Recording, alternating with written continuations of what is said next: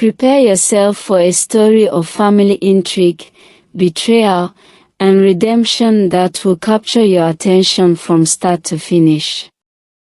In today's video, we'll uncover how a manipulative mother-in-law nearly destroyed the marriage of the pregnant princess, bringing chaos and war to her own family. Discover how the young heir, determined to protect her baby and peace of mind, faces unimaginable adversities and makes courageous decisions. Will Prince Adel be able to choose between his ailing mother and his suffering wife? And how will King Adair handle the shocking revelations about his queen? Stay with us for an emotional journey full of unexpected twists, where love and forgiveness triumph over misunderstandings, and peace is restored in the royal palace. Don't miss this captivating and thrilling narrative. Like, share, and subscribe for more fascinating stories. Aya looked at her mother-in-law with a firm gaze, her voice unwavering as she spoke. "I've tolerated your malice for too long, but no more. I won't allow you to interfere with my peace of mind. As you can see, I have a baby to care for," said Aya, referring to a newborn. "Adele, we are leaving this village and starting a new life elsewhere. You can choose to come with us or stay behind with your mother. The choice is yours," Aya added firmly. Aya stood before her husband, her heart heavy with the weight of the decision he was about to make. She looked into his eyes, searching for any spark of hope that he would choose her and the newborn baby over his mother, but all she saw was doubt and indecision. "Aya, I don't know what to do," her husband said, his voice filled with confusion. "Can you give me some time to think about this? My mother may be difficult, but she's still my mother, and I can't just leave her alone, especially now that she's so ill," said the prince. Tears welled up in Aya's eyes as she realized her husband wasn't ready to make a choice. She knew then that she had to take control of the situation. She immediately grabbed her baby and began to leave the room. Prince Adel tried to stop her, but she refused, and with the help of the royal guards, she returned home. Aya began packing her things in tears because she was certain that her husband would never break free from his mother's grip. As she continued to pack, she suddenly remembered that she had to visit her father-in-law, the king, to explain her decision and to let him see his grandchild before she left, as the king treated her like his own daughter and deserved to be informed. She decided to visit him the next day. On the other hand, Prince Adel took his ailing mother back to the palace and also informed the king about the arrival of his first grandchild. King Adair was overjoyed. "Praise the gods," he repeated, dancing. "How is Aya? Is she in good health?" the king asked. Prince Adel assured him that Aya was strong and in good shape. King Adair was very happy to hear this and immediately ordered 5 palace guards to fetch the freshest fruits and take them to the new mother. He also instructed the royal cooks to prepare plenty of spicy catfish soup and bring it to Aya and requested, "Please make sure that after Aya and the baby have rested enough, you bring them to the palace to see me." Adel thanked his father for the gifts and assured him he would bring Aya and the baby as soon as they finished resting. Prince Adel returned home with all his father's gifts. Aya marveled at how much her father-in-law constantly showed love for her, At least she had someone to be thankful for, she thought. "Can we talk?" Adele asked his wife.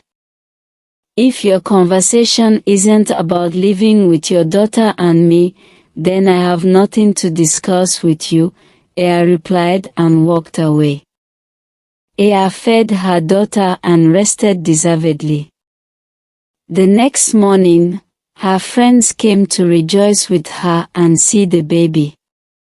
Everyone was happy for their friend, and this made Aya feel so special. She felt like sharing the misfortunes happening in her life with them but decided not to. Later that night, Aya went to the palace to see her father-in-law, the king. The king was surprised to see Aya and the baby. "Are you deceiving me? You two shouldn't be out so soon, you need a lot of rest," said the king. Aya greeted the king and placed the baby in his arms. King Adia cradled the baby with joy and turned to say something to Aya when he saw her crying bitterly. He was shocked to see her in tears and asked what was wrong. Aya poured out her heart, telling him about the series of abuses she endured at the hands of her mother-in-law. She recounted the harsh words, rough treatment, and constant humiliation that made her life difficult. Aya also told King Adia how she practically had no husband throughout her pregnancy, how Prince Adel stood by while his mother mistreated her. "Your Majesty, I appreciate everything you have done for me. It is very unfortunate that we have to part in this way, but I am tired. I am tired of being a spectator in my own life. Adel is not married to me, he is married to his mother," Aya cried. King Adia could not believe what he was hearing. He thought his son had a good marriage. He tried to console Aya and assure her that he would resolve the situation, but Aya refused. She told the king that there was nothing to resolve because, at that moment, Queen Adia was pretending to have a terminal illness, which she strongly believed was just a new plan to further separate her husband from her. "You mean to say that the queen conspired with the palace doctor to fake her illness?" King Adia couldn't accept the fact that his wife could be so evil or capable of such acts. It was almost unbelievable. But as he looked at the determined expression on his daughter-in-law's face, he couldn't help but wonder if there was some truth to her claims. On the other hand, he thought that maybe Aya was just frustrated with how her mother-in-law had treated her in the past, but he would not ignore Aya's observation, especially since Aya had told him she planned to leave the kingdom. "I would never stand by and see someone's child in so much pain. You should be enjoying the joy of motherhood and resting deservedly, but here you are, because of this unfortunate situation. On behalf of my son and his mother, I apologize to you," said King Adia. He handed the baby back to Aya and pleaded with her to give him 2 days to get to the bottom of the situation, and after that, he would not stop her from leaving if that was what she wanted. Aya was resistant at first, but out of respect for her father-in-law, she felt that 2 days was not too much to give. He thanked her, and a few minutes later, Aya left the palace with her baby. King Adia sat on his throne, his face a mix of disbelief and anger. He could not believe what he had just heard from his daughter-in-law, Aya. He decided to confront his wife about this matter. However, He did not want to jump to conclusions or believe the worst of her without giving her a chance to explain. But as he processed this shocking revelation, King Adair felt a wave of betrayal wash over him.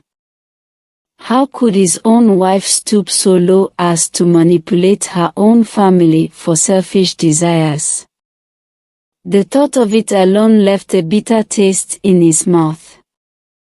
King Adair immediately decided to confront his wife.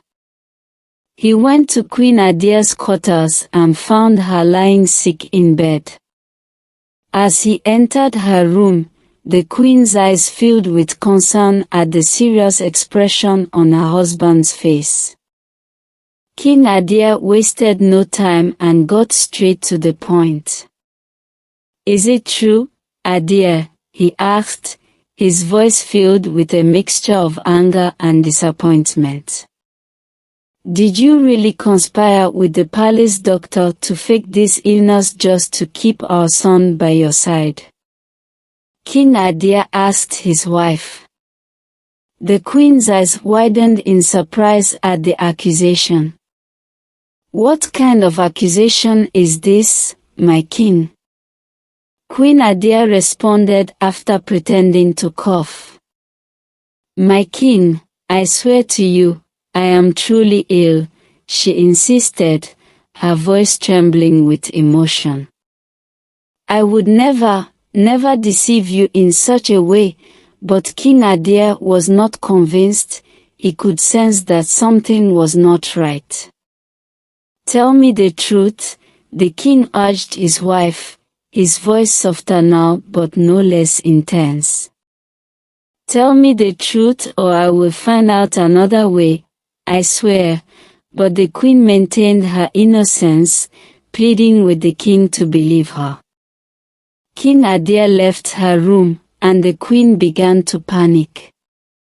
"If the truth comes out, I will lose everything," she thought. She wondered who could have told the king. During the night, she summoned one of her royal maids to discreetly bring the palace doctor to her quarters.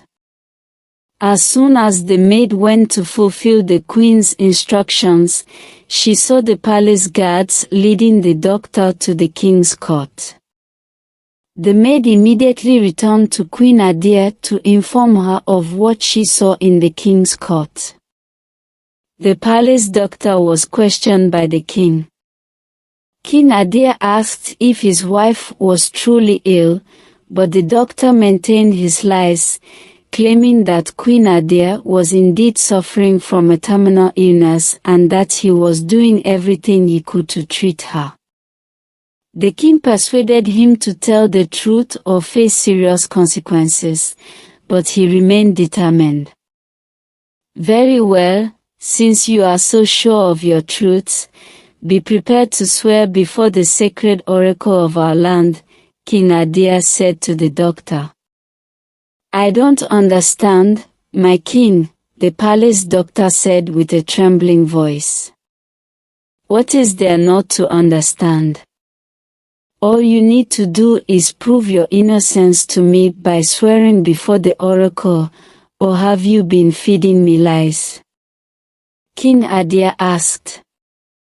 "No, my king, I would never dare deceive you," the doctor quickly replied. The king saw in the doctor's entire demeanor that something was wrong, but at least with this solution, he hoped to get more answers. Later, under the cover of night, Queen Adair stealthily left the palace and went to the doctor's house. She asked him to tell her everything that happened in the king's court. He told her everything and how the king said he would have to swear before the oracle.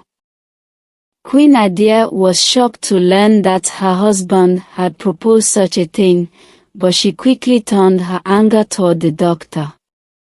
"I cannot swear before the oracle, Your Majesty," he whispered, his voice full of fear. "Whoever lies before the oracle is immediately struck down by the gods," he added. Queen Adia looked at him, her eyes blazing with anger. Fool, she shouted. The king will not dare to carry out his threats. He is too weak to go against me, but the doctor was not convinced. He knew that the king was serious about him swearing before the gods, and the oracle held great power, and lying before it was risking not only his own life but that of his family. Queen Adia assured him that he would not have to swear before the oracle.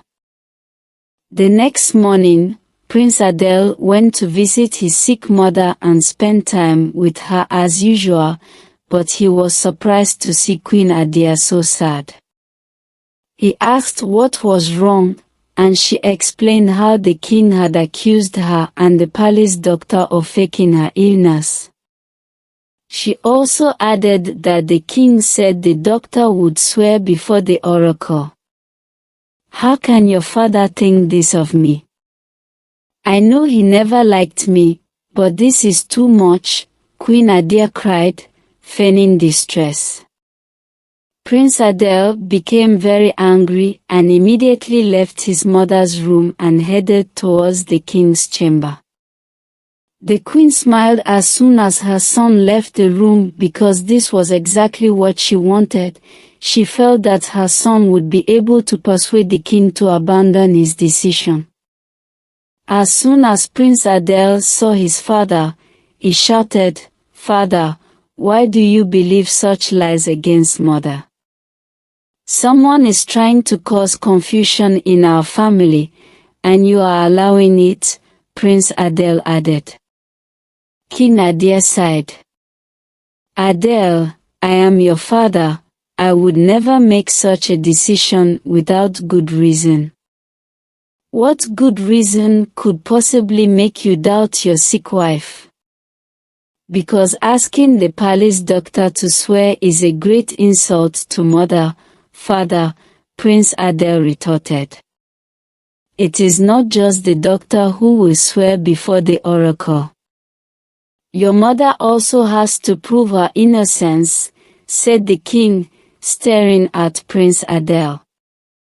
Adel was shocked. He couldn't believe the revelation his father had just made. "You mean mother will also swear before the oracle?" "Father, this is unbelievable," Prince Adel said, his voice full of frustration. But King Adia was resolute.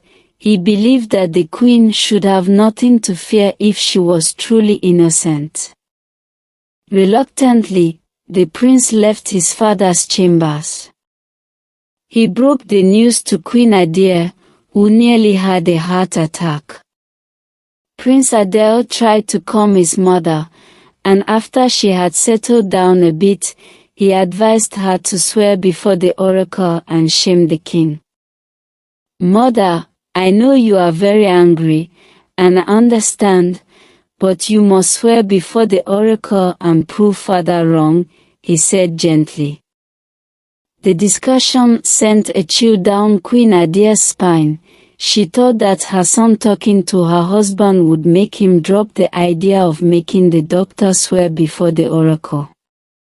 She did not anticipate that the king would include her in the test of innocence. The next day, as the sun rose over the village, King Adia summoned the village's chief priest, a powerful man who communed with spirits and gods.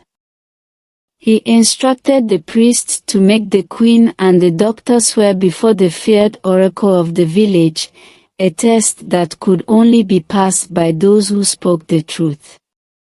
The queen and the palace doctor were summoned before the oracle to swear their innocence, but only after being given one last chance to confess. The tension in the room was palpable as the priest listed the implications of lying before the oracle, urging Queen Adia and the doctor to tell the truth, but Queen Adia remained silent, cold, and unyielding. The prince, standing beside his mother, looked at his father with a mixture of anger, disgust, and disappointment, unable to believe that his father would doubt his own mother. When the priest turned to the doctor and called him to swear before the oracle, the man's face turned pale with fear. He knew that if he swore falsely, the oracle would surely punish him for his actions. Desperate, he approached the queen and begged her to admit the truth to spare him from the oracle's wrath, but Queen Adair just smiled arrogantly and assured the doctor that the king would not carry out his threat. Pretending to be confident in her own manipulative abilities, she made herself believe that she held all the power in that situation. When the doctor knelt before the oracle, the chief priest began the sacred invocations. It was a moment of truth, a moment that would determine the fate of the queen and the doctor. In a moment of desperation, the doctor stood up and faced the king. "I will confess, Your Majesty," he said, his voice trembling. "The queen and I conspired to deceive you. She is not really sick," the doctor cried. The king's eyes widened in shock and disbelief. He turned to the queen, his heart heavy with sadness. "Is this true?" he asked. The queen remained silent, unable to look her husband in the eye. She knew her deception had been uncovered and there was no turning back. The king's heart sank as he listened to the doctor reveal the depth of the deceit that had taken place within the palace walls. His daughter-in-law, Ea, had been right all along. King Adair felt a mixture of anger, sadness, and betrayal, but also relief that the truth had finally come to light. Queen Adair's facade crumbled as the doctor's words echoed through the throne room. She stood there exposed and vulnerable, her lie revealed for all to see. Some of the maids who heard what had happened went to tell the other wives of the king. The queens hurried to hear for themselves, pressing their ears against the walls of the throne room. Prince Adel looked at his mother in shock, unable to reconcile the woman he knew with the deceitful figure before him. "Mother, this cannot be true. Please, say something to defend yourself." Prince Adel stared at his mother. "Your father caused all of this. I was lonely, abandoned by my husband. He married not one, but 10 wives after me," the queen cried. "And what does that mean? Have I ever denied any of your requests? Have I ever closed my door to you? Don't make me angrier than I already am," said King Adair. "But how does that justify you destroying my home? Ea warned me about you, but I didn't believe her." "I'm disappointed," Prince Adel cried. "Shut up, Adele, because even with everything your mother did, you are the disappointment here. Don't you know that once you're married, especially to someone who loves you, that person and your children must be your priority in life?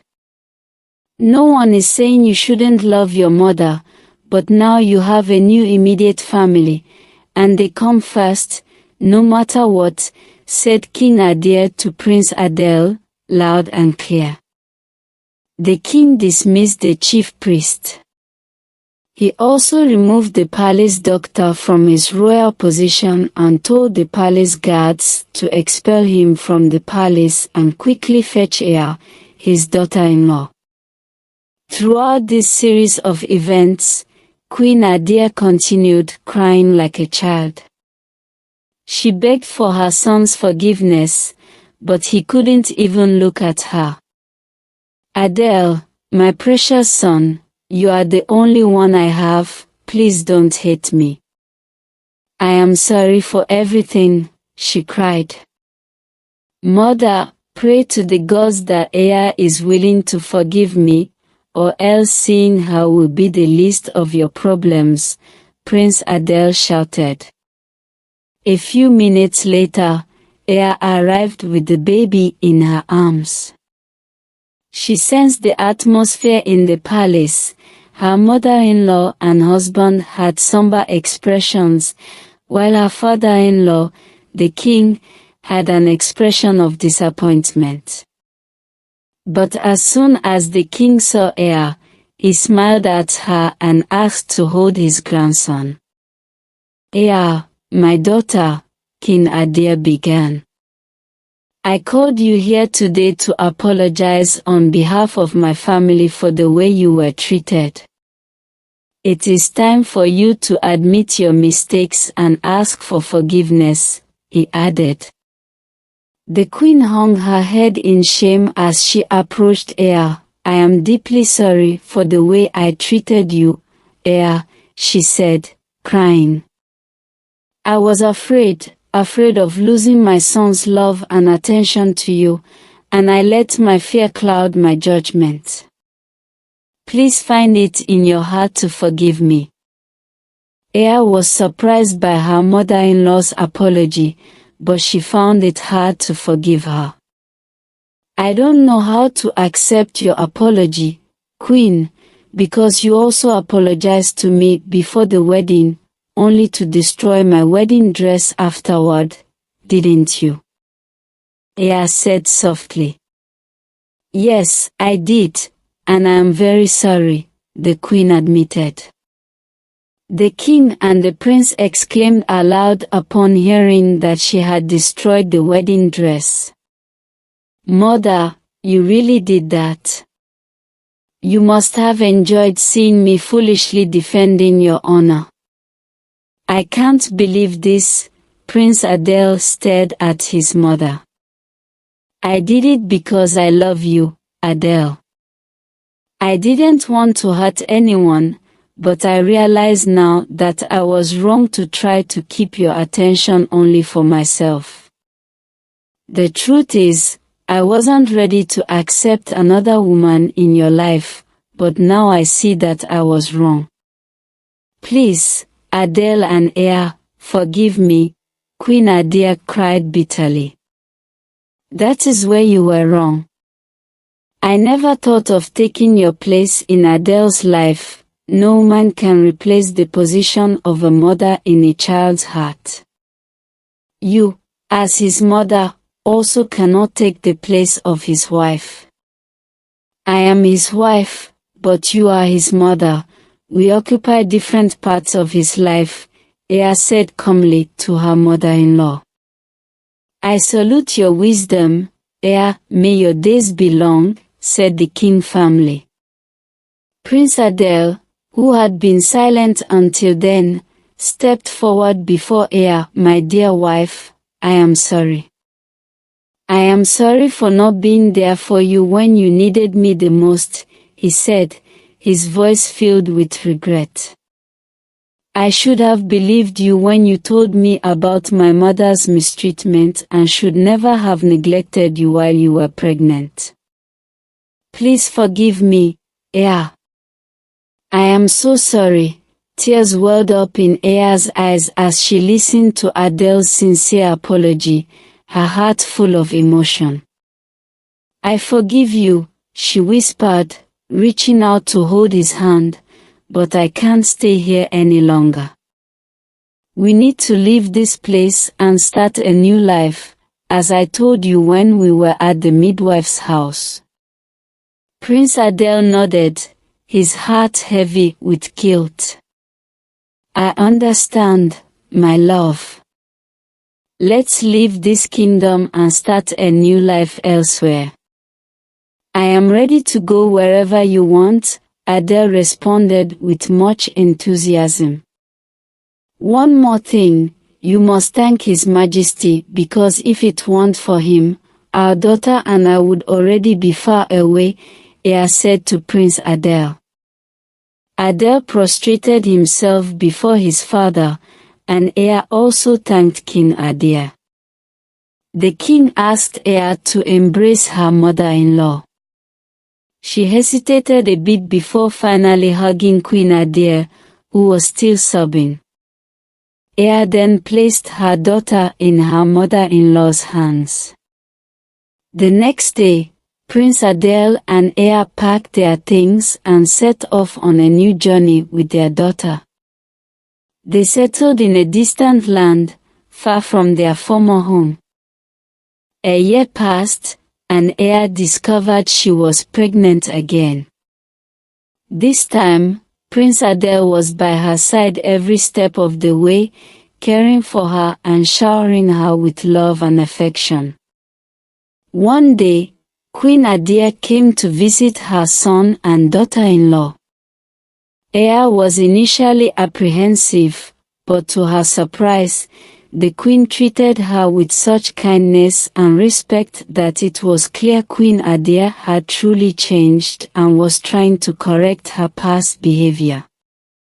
After Ea gave birth to a healthy baby, she and Prince Adel decided to return to her father's kingdom to introduce their child to the king and Queen Adel. A grand celebration was held in their honor, and the entire kingdom rejoiced at the arrival of the new heir.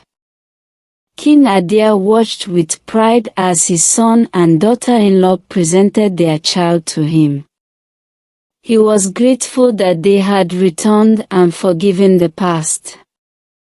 Ea smiled at Prince Adel, her heart full of happiness as she held her baby in her arms, and thus a new chapter began for Prince Adel, Ea, and their growing family.